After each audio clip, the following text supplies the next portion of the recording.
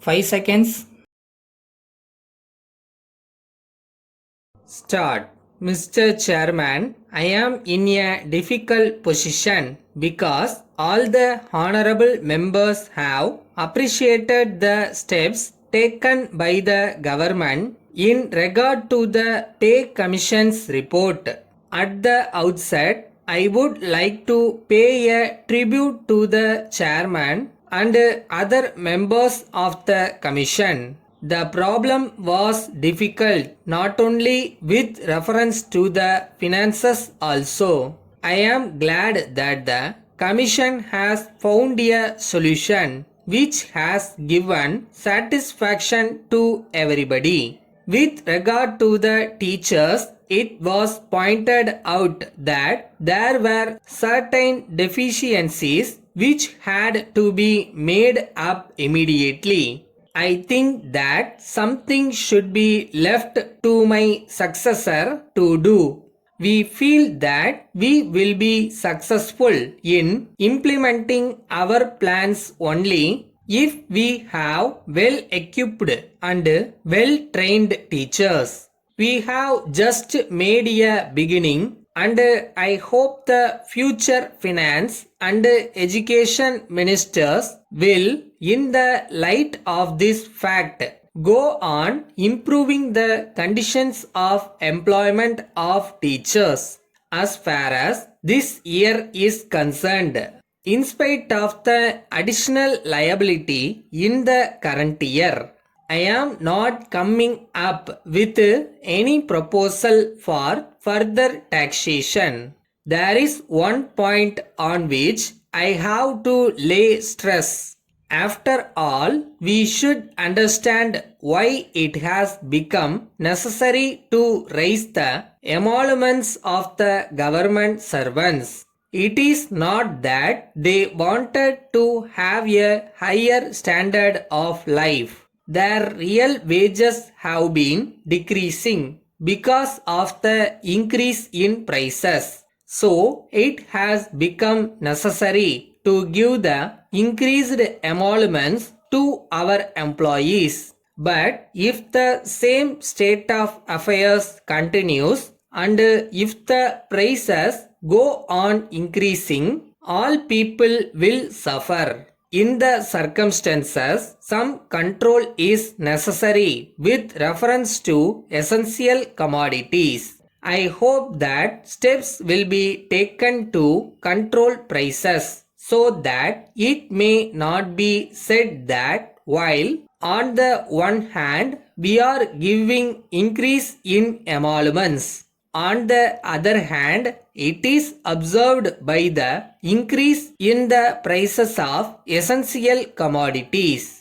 The welfare of our employees really depends upon the control of the prices. If that is not done, all the efforts that we have made and all the additional liabilities that we may have undertaken will be of no value. So, it is necessary for this house to consider the ways and means of bringing about stability in the prices of essential commodities. I am sure that when we discuss the draft 5-year plan, suggestions will be made in this regard. Now I have great faith in our young men. Today, my own feeling is that they are discharging their responsibilities in a much better way. This is not in any way a criticism of the older generation, but these young men desire to have a better future. Most of them are efficient and good. They have a good knowledge of their work and they are doing their duties very well. That is perhaps the hope for our future. Letter dated 3rd September 1990 from the General Stores, Madras to Thiru S. Hari, 5 Gandhi Street, Madras. Dear Sirs, We are glad to hear from our market assistant that you are interested in purchasing a bed grinder. We thank you for the keen interest that you have taken in our bed grinder. We know that this is used almost daily in every home. So, we are aware of the great care that is taken by people in purchasing the right grinder.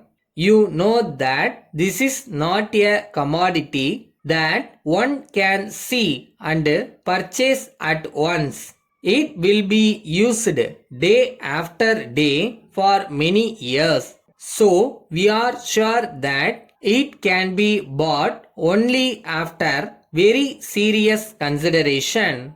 In view of this, we are prepared to give a free demonstration at the residence of the customers on request.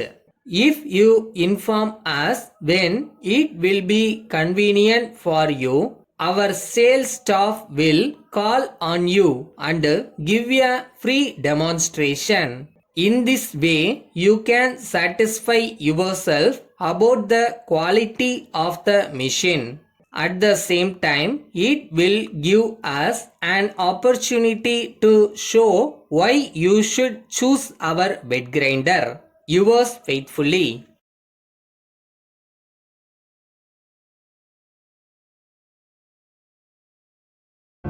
Confident. First என்னால் முடியும்னு நாம் முழுசாக நம்பினா லைஃப்பில் எதை வேணாலும் achieve பண்ண முடியும்.